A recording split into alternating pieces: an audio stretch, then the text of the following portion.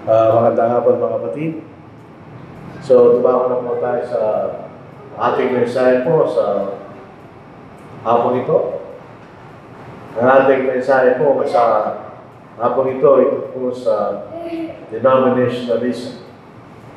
Ito po yung pagkakaroon ng iba't ibang uri ng mga iglesia na nagsasabi na sila ay kabilang sa iglesia kitalayo ng ating Panginoon.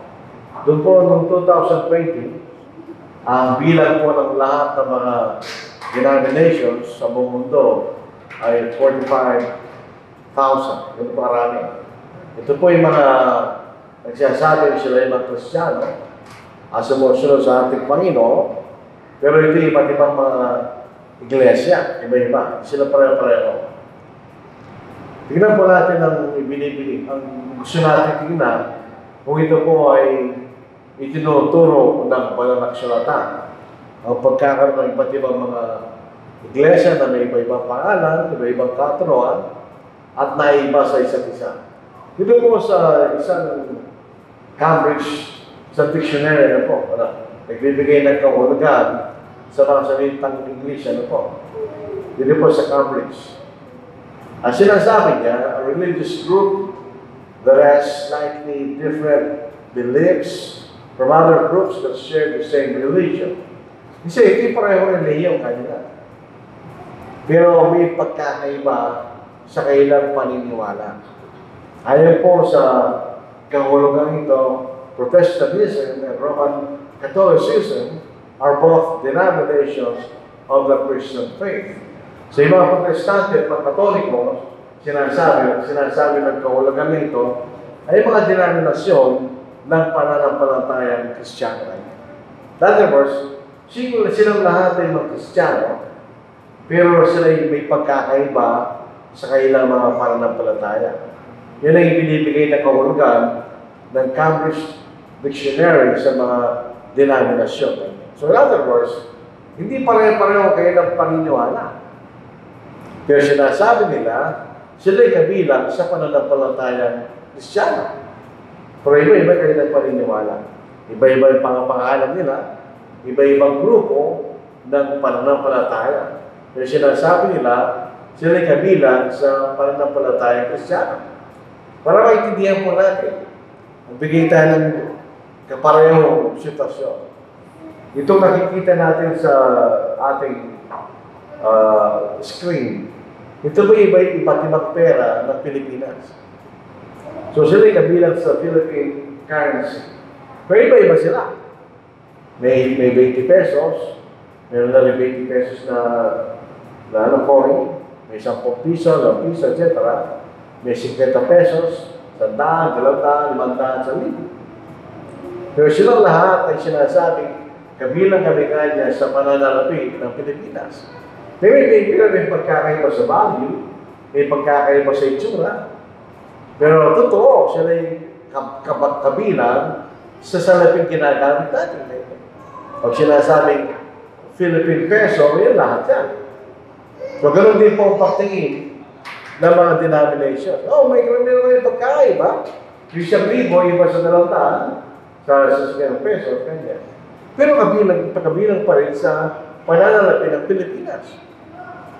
Yun ang kailang parang katumbas o katulad na kaisipan. Kami iba-iba, pero kabilang kami sa pananampalatayang Kristiyano. So in other words, pag sinabing iglesia itinatag ng Panginoon, ayon po sa mga denominations, sila'y kabilang doon. So sa kailan sila'y kabilang doon sa iglesia itinatag ng ating Panginoon, yun ang kailang kaisipan. Bagamat kami iba-iba pangalan, iba-iba yung paniniwala, iba-iba yung pagsamba, pero kabilang pa rin kami sa iglesia itinayo ng Panginoon. Yun ang kailang kaisipan. Meron akong nabasa ng isang libro ng Katoliko, sinasabi nila, kami kabilang sa Church of Christ. Ganoon din yung mga Baptist. Nagkaroon po ng debate. Si Larry Ray Hafley, na kapatid natin sa pananampalataya, sa isang Baptist preacher, sabi ng Baptist, we are Church of Christ. Dahil kayo nagpaniniwala sila yung kabilang sa iglesia itinatag ng ating Panginoon. Magamat mayroong pagkakaiba sa harapan. Saan sila nanggaling? Wala tayong mababasang mga denominations sa Biblia. Wala tayong mababasa. Wala mababasa Baptist Church, Roman Catholic Church, etc. So saan sila nanggaling? Yan po sa saysaya ng Iglesia ng Panginoon nung nagkaroon po ng pag-alis mula sa katotohanan. Yung pong inihula sa 1 Timothy, chapter 4, verse 1 to 3, yan po naging Roman Catholic Church noong 606 AD. At galing po sa Roman Catholic Church, nagkaroon din po ng pagkabahagi noong 1054 AD. Umalis yung mga Grego, yung naging Greek Orthodox Church. Pero may panahon, may mga Katoliko na gusto nang baguhin ang Roman Catholic Church. Yun ang tinatawag nating Reformation na nagsimula ng 1520 AD. Gusto nang baguhin ang Roman Catholic Church. Pero siyempre, hindi pumayag ang Roman Catholic Church na magbago. Kaya sila yung umalis mula sa Roman Catholic Church at naging iba-ibang pananampalataya. Yan ang makikita natin sa kasaysayan na totoo nangyari. Kaya nakikita natin, kung silang baguhin ang Roman Catholic Church, pero siyempre ayaw nila magbago. Kaya dilubas ang iba't ibang pananampalataya. Yun ang pinanggalingan ng mga denominations. Hindi sila galing sa Diyos. Sila galing basically sa Roman Catholic Church. Dahil sila yung umalis wala doon sa iglesia niyo dahil ayaw nila magbago. Kung silang baguhin, ayaw nila magbago. So sila yung umalis. So nagkaroon ng maraming iba't ibang klaseng mga churches na nagsasabing sila ay mga Kristiyano, kabilang sa pananampalataya Kristiyano. Ito po iba-ibang klaseng reformers. Lahat ng mga ito ay mga Katoliko. Karamihan sa kanila ay mga pare. Katulad mo ng unang nakalitrato, yan si Martin Luther. Siya po ay pare. Kung pinanood niyo yung kanyang pelikula, ang kanyang kasaysayan, yung tatay ni Martin Luther, narinig niyang mangaral si Martin Luther, sabi ng tatay niya, huwag ka na magpare, kanya. Hindi ka magaling. Mag-abogado ka na lang. Pero kung hindi pa rin niya maging pare, at siya'y may pagkakataon, siya'y pumunta sa Vatican, sa Rome. At nakita niya may iba-ibang maling ginagawa doon sa Rome. Especially doon sa tinatawag ng indulgences o pagbili ng kaligtasan. So nagkaroon po siya ng kaisipan na meron dapat baguhin niya. Kaya lang, hindi siya pinakinggan. Kaya eventually, siya umalis sa Roman Catholic Church. Kasama ng iba-ibang mga tao yan na pinanggalingan ng iba-ibang denominasyon. Ang kailang prinsipyo, sa Biblia lang kanila. At yung grasya, grace. Grace alone. At faith alone. Yun ang prinsipyo nila. Kaya pag tayo po ititingin sa mga denominasyon sa panahon natin ngayon, gano'n ang paniniwala nila. Tayo dalhin ka sa pamagitan ng biyaya ng Diyos, sa pamagitan ng pananampalataya lamang. At ang gagamitin, ayan, walang aksulatan lamang. Yun ang kailang prinsipyo. Kaya lahat ng mga nanggaling sa mga taong ito, yun ang prinsipyo nila. Kaya tingnan po natin, ano ba yung kaisipan nila? Bakit gano'n? Kaya tingnan po natin ito. Ito yung napakarami niya. Kung sabihin natin 50,000 o 45,000, hindi natin mailalagay yan. Yung mga basic lang, yung mga pangunahing mga denominations, makikita natin yung petsa, kung kailan sila nagsimula, yung lugar kung saan sila nanggaling, at yung mga tao na nagsimula. At ang mga pangalan ng mga churches ngayon. Yun ang sinasabi sa atin ng Isaiah. Itong mga denominasyon na ito ay tinatag ng mga tao. Hindi tinatag ng Diyos. Ang kailang prinsipyo, titingnan natin.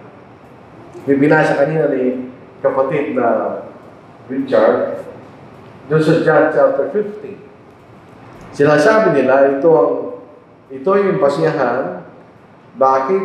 Kahit na sila iba-iba, sa paniniwala, sa pangalan, sa pagsamba, sila pa rin ay kabilang sa Panginoon.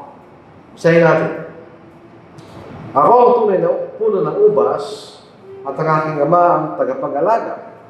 Ang bawat sanga sa akin na hindi nagbubunga ay naalis niya, at ang bawat sanga na nagbubunga ay nililinis niya upang lalo magbunga. Kayo malilinis na sa pamagitan ng salita na aking sinabi sa inyo. Kayo manatili sa akin at ako'y sa inyo, gaya ng sanga na hindi magbunga, na hindi magbubunga buhat sa kanyang sarili, malibang nakakabit sa puno, gayon din naman kayo, malibang kayo'y manatili sa akin. Ako ang puno ng ubas, kayo ang mga sanga, ang nanatili sa akin at ako'y sa kanya, ay siyang nagbubunga ng marami. Sapagkat kung kayo hiwalay sa akin, ay wala kayong magagawa. Kung ang sino man ay hindi manatili sa akin, siya'y tatapong katulad ng sanga at matutuyo, at sila'y titipunin at ihahagi sa apoy at masusunog. Kung kayo manatili sa akin at ang mga salita ko'y manatili sa inyo, hingin ninyo ang alamang inyong nais at ito'y gagawin para sa inyo. Sa pamagitan ito'y nalulalhati ng aking ama na kayo'y magbunga ng marami at maging mga nagad ko. So ayon po sa kanila, yung mga sanga, yung mga samang binabagit ito ng Panginoon, yung ang iba't ibang mga denominasyon. So, yung mga samang binabagit, ayon sa kanilang paniwanag, ay isang denominasyon. So, halimbawa na lang, ito yung puno ng ubas, na ito ang ating Panginoon. Yung iba't ibang mga sanga na nakakabit dyan, ay mga denominasyon. So dahil kami nakakabit sa Panginoon, bagamat kami iba-iba, kami pa rin may maliligtas, sabi niya. Yun ang concept ng denominationalism. Ganito rin po kailang kaisipan. Mayroong pagkakaiba ng Ebanghelyo sa araw. So mayroong gospel, doctrine, distinction. Ito ang prinsipyo niya para maintindihan po natin. Yung Ebanghelyo, ito yun. Yung katotohanan ng Ebanghelyo. Sa 1 Corinthians chapter 15 verse 3, na sinasabi ang Panginoon ay namatay, na inibig, at pagkaraan ng katlong araw, siya na po ay namaguli. Yun ang ating pasya, ang ating kaligtasan. Totoo naman yun. At ang Ebanghelyo ay ang katotohanan na ang kaligtasan ay sa papagitan ng ay biyaya sa pamagitan ng pananampalataya. Pag tayo sumampalataya sa Panginoon, ang biyaya ng Diyos ay pupunta sa atin at magkakaroon tayong relasyon sa Panginoon. Kasi sinasabi nila, hindi iglesia kundi relasyon kanila. At pangatlo, ang Diyos ay binubuo ng tatlong persona sa nagkakaisang Diyos. Ito naman yun. Yun ang kailang Ebanghelyo. Basta pinaniniwalaan niya, maliligtas kayo kayo. Ano yung doktrina? Kung kayo po'y naranasan na mag-ipag-usap sa kanila, at kung nag-uusapan nyo ang iglesia, ang sasabihin nila, ang iglesia hindi mahalaga. Kahit anong denominasyon ka kanya kabilang, basta ikay tapat, naniniwala ka dito, kanya ikay maliligtas. So, oo naman niya, Baptist ka man, Methodist ka man, Lutheran ka man, maliligtas ka pa rin kanila. Pangalawa, ang pagsamba, iba-iba pagsamba nila. Merong sumisigaw, merong katulad natin na tahimik lang. Sasabihin nila, ang pagsamba, doctrine na yan, hindi mahalaga. Kahit paano pa tayo sumamba, basta tayo naniniwala sa Ebanghelyo, at tayo maliligtas. Yung organisasyon ng bawat denominasyon, hindi rin mahalaga yan, kaya na, doctrine na lang yan. Yung gawain ng mga iba't ibang denominasyon, sabi nila, doktrina na lang yan. O yung bautismo sa tubig. Hindi nagliligtas yan kaya, doktrina na lang yan. So, ang mahalaga sa kanila, ito. Basta pinaniniwalaan mo yan kanila, ligtas ka na. Yung ibang mga bagay, doktrina na lang yan kanila. Hindi mahalaga. So, meron silang gospel doctrine distinction. Sa kanila, ang mahalaga yung Ebanghelyo, hindi yung doktrina na kanila. Yun ang kayo nagkaisipan. Kaya nga, nagkakaroon sila ng pagkakaiba-ibang paniniwala, pinagkakaisa pa rin sila. Kaya kailang motto, attend the church of your choice. Kung ano ang gusto mong, kung gusto maging member denomination, doon ka pumunta. Maliligtas ka pa rin kanila. Basta ipinaniniwala mo ito. Yun ang kailang kaisipan. Merong pagkakaibang ebanghelyo sa tinatawag na doktrina. Yun ang kailang. So, nakipagkita na natin ang konsepto nila. So, anong mali sa tinatawag natin denominationalism o yung pagkakaroon ng iba't ibang mga iglesia na iba't ibang pangalan, iba-ibang aral, iba-ibang pagsamba. Pero sinasabi nila, sila na kay Kristo. So, anong mali yan? Tingnan natin. Number one, hindi po 45,000 ang mga iglesia ng itinatag ng Panginoon. Isa lang ang iglesia ng itinatag ng Panginoon. There is only one church built by Christ. Yun lang po yun. Isa lang. Dahil sa Mateo chapter 16, verse 18, ang sabi ng Panginoon, at sinasabi ka naman sa inyo, ikaw ay Pedro, at sa ibabaw ng batong ito, itatayo ko aking iglesia kanya.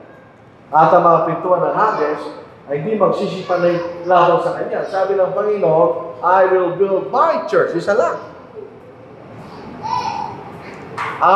31 years later, noong 64 AD, sumulat si Pablo sa iglesia sa Efeso at sinabi niya, there is one body and one spirit, just as you are called in one hope of your calling. There is one body. So, ano yung katawan na yun? Ito rin po sa aklat na ito ng Efeso, sa chapter 1, verse 22, and he put all things under his feet and gave him to be head over all things in the church, which is his body. So, katawan ng Panginoon ay ang iglesia. Sabi ni Paul, there is one body. Sabi ng Panginoon, I'll build my church. So, isa lang iglesia, ito rin ng Panginoon. Hindi 45,000 na iba-ibang mga iglesia. Isa lang, tinatag ng Panginoon. Pangalawa, makikita natin. Ang ating Panginoon lamang ang may kapangyarihan magtatag ng iglesia. Kasi natin, ano ba yung iglesia? Yan ang kapulungan ng mga taong tinawag at niligtas sa pamagitan ng Ebanghelyo. So, iglesia ay binubuo ng mga taong niligtas ng Panginoon. May siya kapangyarihan. Dahil siya po anak ng Diyos na buhay. Dito po sa Caesarea Philippi, nung kausap niya kanyang mga alaga, nagtatanong ang Panginoon. Dahil this point, taon na binilang at kasama niya kanyang mga alaga. When Jesus came into the regions of Caesarea Philippi, he asked his disciples, saying, who do men say that I, the Son of Man, am? Anong sinasabi ng mga tao tungkol sa akin? So they said, some say, John the Baptist, some Elijah, and others Jeremiah or one of the prophets. Yun ang sinasabi nila tungkol sa iyo, Panginoon, sabi niya kanyang mga lagay. Ito nga yung sabi niya. He said to them, kayo naman kanya. But who do you say that I am? Kayo, sino ako kanya? Ang sumagot dito si Simon Pedro, Simon Peter answered and said, you are the Christ, the Son of the living God. Ikaw ang Kristo, ang anak ng Diyos na buhay. Pag sinasabing, you are the Christ, ang ibig sabihin, you are the anointed one. You are the anointed Savior. Kanya. Ikaw ang anak ng Diyos na buhay. So, nung sabihin ng Panginoon, and upon this rock, or on this rock, I will build my church. Ano yung batong yun? Yung batong yun, yung nagkatotohanan na siya, Kristo, ang anak ng Diyos na buhay. So, ibig sabihin, kung tayo mga tao, wala tayong kapangyarihan magligtas, wala tayong kapangyarihan magtatag na iglesia. Ang Panginoon lang ang mayroon, sapagkat siya ang anak ng Diyos na buhay. So, sabihin, sila ang may kapangyarihan magtatag ng iglesia. Dahil sila ang may kapangyarihan magligtas. Pangatlo, makita natin. There is only one faith. Tingnan niyo sa definition ng denomination, meron siyang kaibang pananampalataya. Galamang kalaki yung pagkakaiba, galamang kaliit. Meron pa rin pagkakaiba sa paniniwala. Pero sabi ng Biblia, there is only one faith. Isa lang ang paniniwala kanya. Hindi marami, hindi isa, isa lang. Basahin po natin. Sa ayon sa Biblia, mabilis. Dito po sa Ephesians chapter 4, verse 1, verse 6. Sabi dito, nagsasalita si Apostle Paul, I, therefore, the prisoner of the Lord, dahil siya nakakulong, beseech you to walk worthy of the calling with which you are called, with all lowliness and gentleness, with long-suffering, bearing with one another in love. Sa verse 3, endeavoring o pagsikapan na panatilin ang pagkakaisa sa Espiritu sa tali ng kapayapaan. Tingnan niyo yung mga isa. There is one body, in ang iglesia, one Spirit. Tingnan natin doon sa verse 5. One Lord, one faith. Ganyan. So, isa lang paniniwala. Hindi iba-ibang paniniwala. Iisa lang, ganyan. Kung ano ang pinahayag sa atin ng ating Panginoon, yan lamang ating pinaniniwalaan. Dito sa Romans chapter 10, verse 17, ang ating paniniwala ay nanggagaling sa salita ni Kristo kanya. Kaya ang pananampalataya ay nanggagaling sa pakikinig at ang pakikinig ay sa pamamagitan ng salita ni Kristo. So ating paniniwala ay nanggagaling sa ating Panginoon. Yung isa lang ang ating paniniwala. Dito sa Jude chapter 1, verse 3, Beloved, while I was very diligent to write to you concerning our common salvation, dapat rin mga Kristiyano at niligtas ng Ebanghelyo, I found it necessary to write to you, exhorting you to contend, ay paglaban, earnestly na masikap, for the faith which was once for all delivered to the saints. Yung pasalita, the faith, hindi yung ating personal na pananawala, kundi yung pinaniniwalaan natin. Isa lang, kanya. The faith. So, isa lang pong pinaniniwalaan. There is only one faith. So, hindi iba yung iba-ibang pananampalataya. At sa mga, tulad sa mga denominations, mga kapatid. At makita natin, ang bautismo ay mahalaga sa kaligtasan. Ang bautismo sa tubig, sa pangalan ng Panginoon, ay mahalaga sa kaligtasan. Yung mga denomination, sabi nila, hindi mahalaga ang bautismo sa tubig para kayo maligtas. Usahin natin. Dito po sa New American Standard Bible, 1995. 1 Peter chapter 3, verse 20. Who once were disobedient when the patience of God kept waiting in the days of Noah during the construction of the ark, in which a few, that is 8 persons, were brought safely to the water. Sila ligtas sa pamagitan ng tubig. Katulad nito, sabi niya Pastor Peter, corresponding to that, na sila ligtas sa pamagitan ng tubig, baptism now saves you. Ito po, literal word for word, ang nagsasabi sa atin na ang bautismo ay nagliligtas. Anong klase bautismo yan? Bautismo sa tubig. Bakit? Tingnan niyo kasunod na salita, not the removal of dirt from the flesh. Hindi yung pag-alis ng karamihan ng laman. Yan ang ginagamit natin, tubig.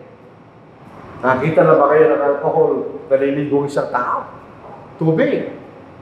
So ito yung bautismo sa tubig. Ganyan. But an appeal to God for a good conscience to the resurrection of Jesus Christ. Yung po, ito po, pag tayo nabautismo, para tayo pupunta sa Diyos.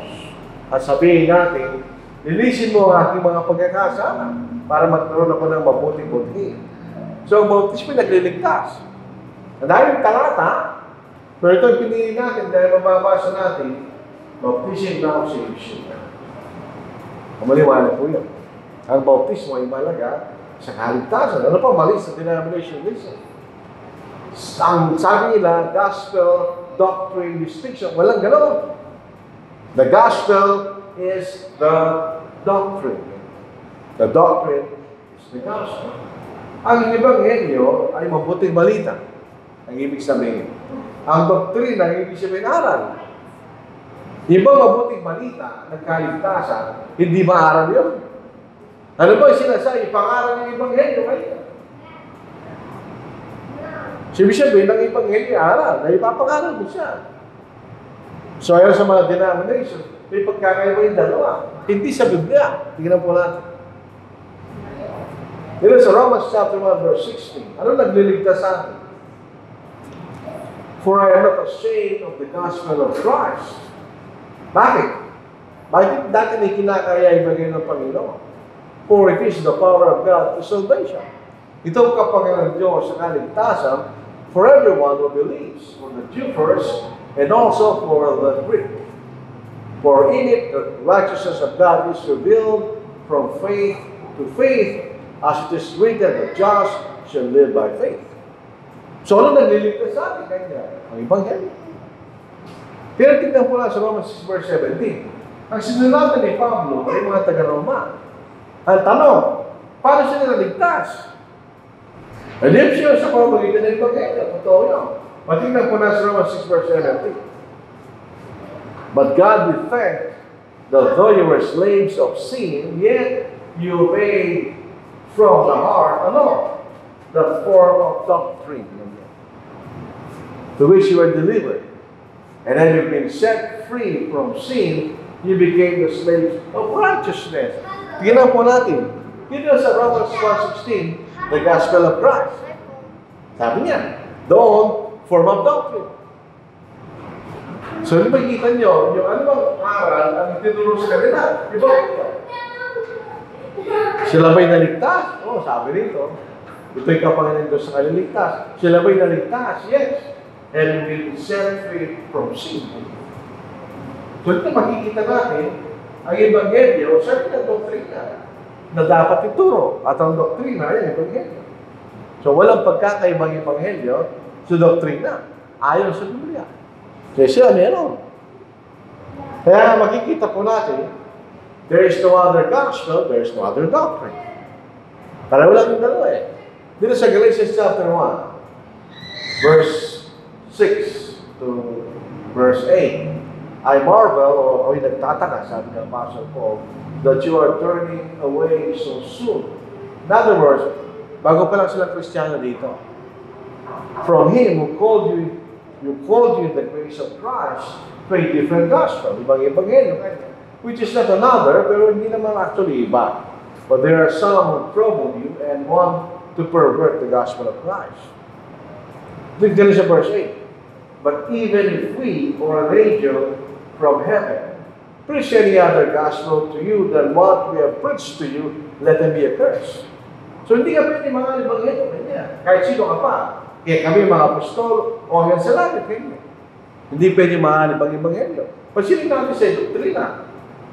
The 2 John 9, chapter 1, verse 7 and verse 11. Whoever transgresses and does not abide in the doctrine of Christ does not have God. So akala ba natin hindi mahalaga ang doktrina? Ay mahalaga ng pala. Kung wala sa aral ni Kristo, wala sa iyong Diyos. He who abides in the doctrine of Christ as both the Father and the Son.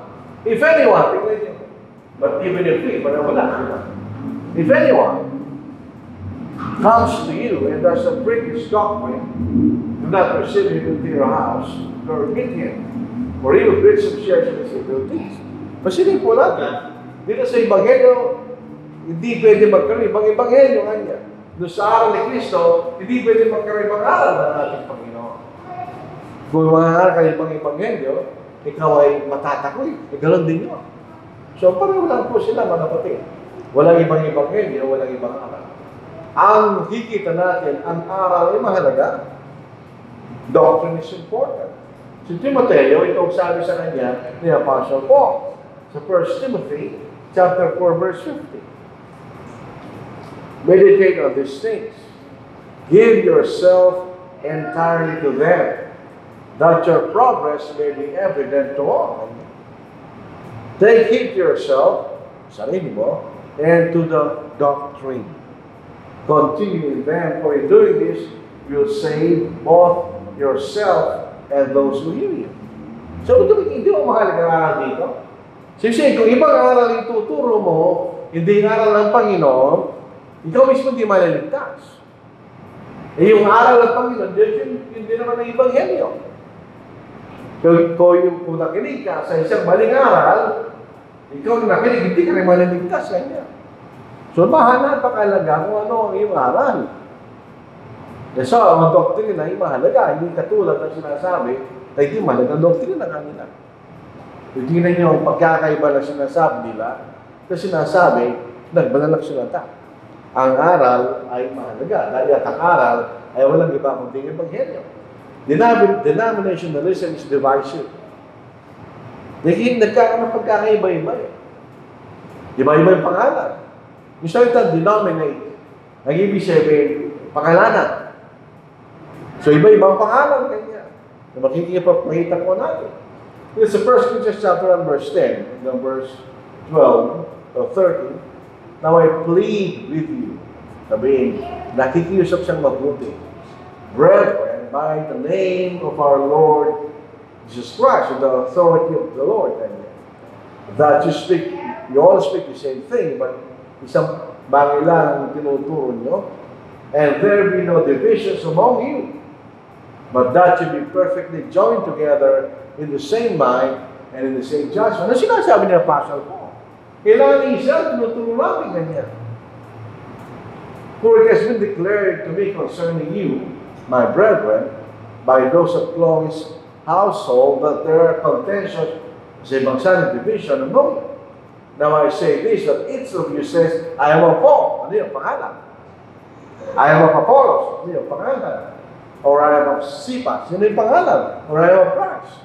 Is Christ divided? Was Paul crucified for you? Or were you baptized in the name of Paul? So yung pinagbabaw ni Apostle Paul. So ganun din po ang pagkakaroon iba-ibang klaseng denominasyon na may iba-ibang aral, iba-ibang pangalan. Ito yung nagbibigay ng pagkababahagi, hindi pagkaroon ng pagkakaisa. So, sa ganung bagay, ang denominationism ay masama. Ang pagsamba sa denominasyon ay walang kapuluhan. Alam po natin, at kailangan natin tanggapin dahil nakikita natin. Itong mga tao sa denominasyon, minsan, gumagawa sila ng mga bagay, hindi natin kaya gawin. Meron mga denominasyon na sila meron siyang tinatang prayer warrior kanila. Pupunta sila sa isang lugar na tahimik, at doon sila mananatili sa buong gabi at manalangin. Gagawa nila yun. Yung mga saksi ni Jehovah, umaakatak sila sa mga pintuan. Nagagawa nila yun. So, hindi natin sinasabi, hindi sila tapat. Pero yung ginagawa nila, hindi ayon sa kalooban ng Diyos. So, kailang pagsambay, walang kabuluhan. Sa Matthew chapter 15, verse 9, sabi ng Panginoon, and in vain, o walang kabuluhan, they worship me. Bakit walang kabuluhan? Dahil ba hindi sila sincere sa ginagawa nila? Hindi na sinasabi ng Panginoon. Teaching as doctrines the commandments of men. So ano yung kahalagahan ng pagsamba nila kung kailan pinagbabasihan ay utos ng mga tao? Walang kabuluhan. So kung pupunta tayo sa mga denominations at sasamba tayo sa Diyos, walang kabuluhan ng ating pagsamba. Dahil ang itinuturo ay kautusan ng mga tao, sabi ng ating Panginoon. So malungkot yun. Kung tayo kabilang sa mga denomination, ganaman tayo katapat, katsaga, sa pagsamba, walang kabuluhan. Tayo, 1-2 oras lang ang pagsamba natin. Sa ibang mga denomination, kalahating araw. Meron pa isang araw. Pero unfortunately, at kailang itinuturo, ay utos ng mga tao, walang kabuluhan, hindi lang pagsamba. So, ang pagsamba sa denominasyon, hindi tatanggapin ng Diyos. At walang kaligtasan sa mga denominasyon. Yan isang malungkot na bagay. Minsan, makikita natin gano'n sila kabait, gano'n sila kabuting tao. But unfortunately, hindi sila maliligtas. Walang kaligtasan sa mga denominations. Dahil hindi sila itinanim ng Ama. Tandaan natin ang bini, ang bini sa kaharian ay ang salita ng Diyos. Kapag ka salita ng Diyos ay itinanim, ito itinanim ng Ama.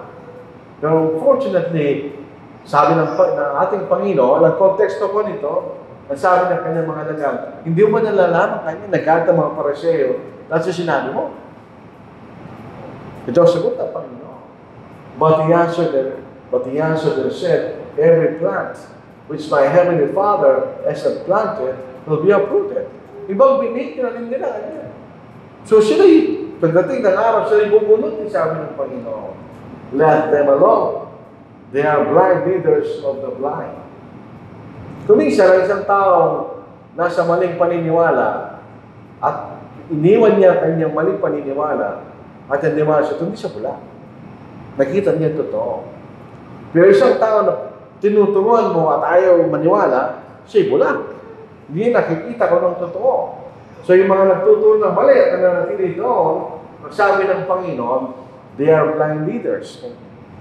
So yung naniniwala sa kanila, of the blind, sila na yung bulag. Imagine po natin, yung driver bulag, tapos yung pasero bulag, sila pupunta. Sabi ng Panginoon, and if the blind leads the blind, both will fall into a ditch. Napapahamak sila kanya. So, walang kaligtasan sa mga denominasyon. Saan ang may kaligtasan? Dito po sa Ephesians chapter 5, verse 23, verse 24, for the husband is head of the wife, as also Christ is head of the church, and is the Savior of the body. Yan ang iglesia, yan ang ligtas niya. Yung kanyang katawan, yung kanyang iglesia, at hindi iglesia yung tinatag ng mga tao. Dahil ang mga naligtas, ay nasa kanyang iglesia. Yung mga tao sumunod sa Ebanghelyo, na idagdag ng Panginoon sa kanyang iglesia kanya. Sa Acts chapter 2, verse 47, praising God and having favored all the people, and the Lord added to the church daily those who are being saved. So, nasa ng mga ligtas? Sila nasa iglesia ng Panginoon. Wala sa denominasyon. So, yun ang malungkot na katotohanan to. Walang kaligtasan sa mga denominasyon. At ang mga pundasyon ng mga denominasyon ay si Kristo. Dahil ang tanging pundasyon na nailagay niya ay walang iba kundi ating Panginoon. Wala nang iba. Sa 1 Corinthians 3:9, for we are God's fellow workers, you are God's field. You are God's building, according to the grace of God, which was given to me as a wise master builder. I have laid the foundation. Ibig sabihin, sa iglesia sa Corinto, siya nagsimula.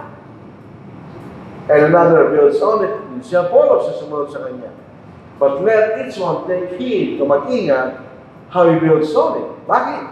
Anong itatayo mo kanya? Nilalagay mo. For no other foundation can anyone lay than that which is laid, which is Jesus Christ. So ang iglesia ay nakatayo sa pundasyon ng Panginoon. Paano yung mga denominasyon? Kung wala ng Panginoon, wala iglesia ng Panginoon. Paano yung mga denominasyon? Saan sila nakatayo? Sa mga tao to. Lahat ng mga denominasyon, nakatayo sila sa mga tao, hindi sa ating Panginoon. Kasi, kung katulad natin sila, ay wala yung mga iba-ibang denominasyon na yan. Katulad natin sila. Eh hindi lahat sila tulad. Hindi nga natin sila pinsan, napakalayo, hindi natin sila katulad.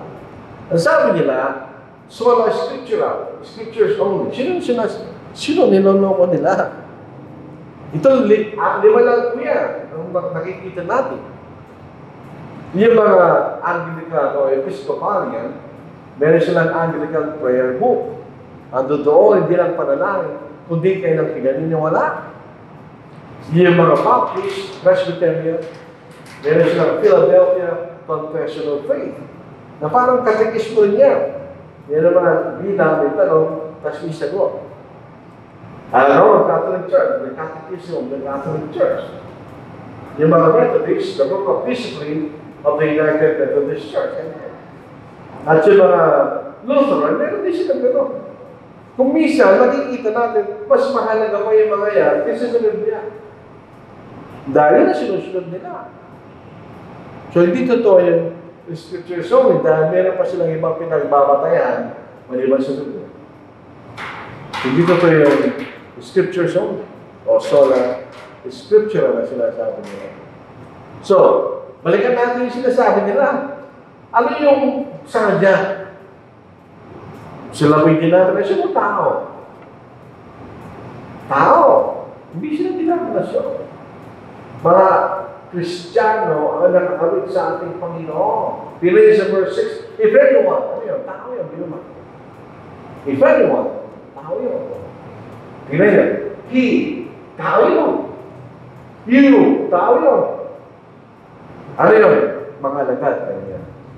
So yung mga saka na nakakabit sa bunga ng ubas ng Panginoon ay mga alagad ng Panginoon, hindi mga denominasyon. So mali kayo na kaisipan. Ang mga sanga ay isang alagad.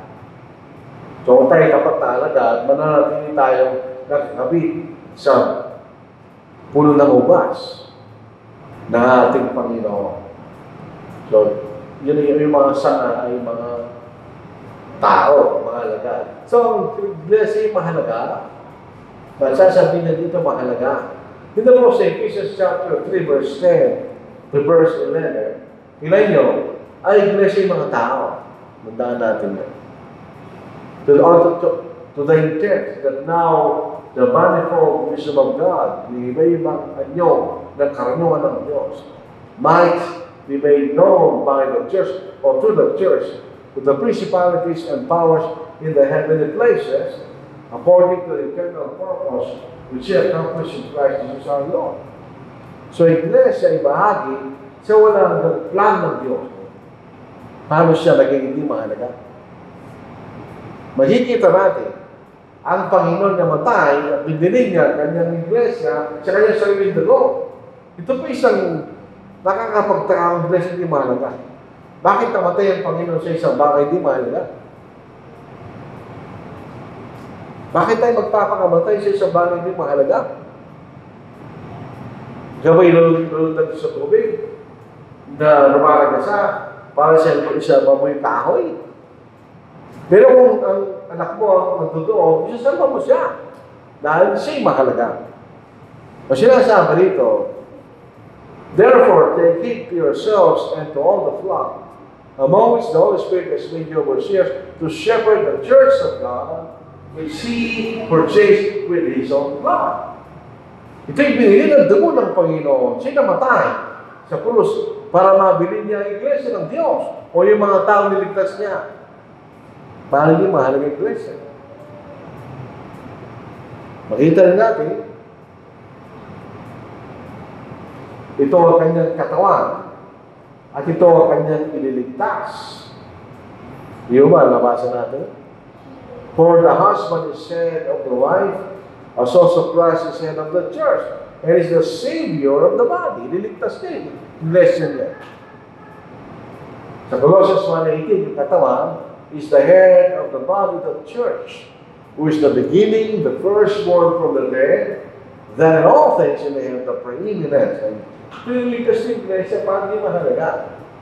So mahalaga yung iglesia. So bilang pangulit, ang ating panguling salita, conclusion, ipinlano po ng Diyos mula sa wala hanggan, nililigtas niya yung mga tao sa pamamagitan ng Panginoon. At ang mga naligtas ay dinagdag sa kanya, iglesia kanya. Yun yung plano ng Diyos. Pangalawa, nililigtas lamang ng Panginoon ang kanyang iglesia sa kanyang pangalawang pagdating. Ibig sabihin, hindi nililigtas ang iglesia ang hindi niya tinayo. Sapagkat hindi niya kinalayo. So, yung mga denominations were built by man's will and not God's will. And therefore, will not be recognized by God. Ito masakla at nakakawang langawan. Dito sa Mateo chapter 7, verse 21 hanggang verse 23. Pagdating ng Panginoon sa huling araw, ito mga taong ito na naglingkod ng buong katapatan sa pangalan ng Panginoon ay harap sa Panginoon. At gilo kayo nang sasabihin dito sa Mateo chapter 7. Sa araw na yun ay marami ang magsasabi sa akin, Panginoon, Panginoon, hindi ba nagpropesya kami sa iyong pangalan? At nagpalayas ng mga demonyo sa iyong pangalan? At sa iyong pangalan, gawa kami ng marami gawang makapangyarihan. Ito yung mga tao tapat. Pero sasabihin ng Panginoon, at kung pagka ngayon ay ipahayag ko sa kanila, hindi ko kayo kilala kailanman. Lumayo kayo sa akin, kayo magagawa ng kasamaan o you practice lawlessness. Hindi sila kilala. Pero kung pupunta tayo sa John chapter 10, nung sabi niya, ako ang mabuting pastor. Kilala ko ang aking kawan, at ang aking kawan ay kilala ko kanya. Pwede sa hindi ko kilala kanya. They will not be recognized. At sabi nga po natin, there is no salvation in the denomination. So tayo po mga Kristiyano, ang ilaw ng sanglibutan. Tayo ng kaparaanan para maligtas natin yung mga tao yan dahil sa maling paniniwala ng mga denominasyon. Dahil alam po natin, napakaraming mabuting tao dyan. Mababait ang tao. Dahil siya maliligtas. Nung namatay yung biyaya ni Brother Ronimo, ay mabait yung tao yun. Tinatanong niya ko minsan, hindi kaya siya maliligtas kanya. Kasi wala akong nakita masama doon sa tao yun. Sabi ko, hindi siya maliligtas. Hindi siya maliligtas dahil hindi siya mabuti, dahil mabuting tao siya, totoo yun. Hindi siya maliligtas dahil mali paniniwala niya. At doon niya pinaniwalaan ang katotohanan ng paging kabilang sa iglesia ng ating Panginoon. So there is no salvation in the denomination. So maraming salamat po sa inyong pakikinig.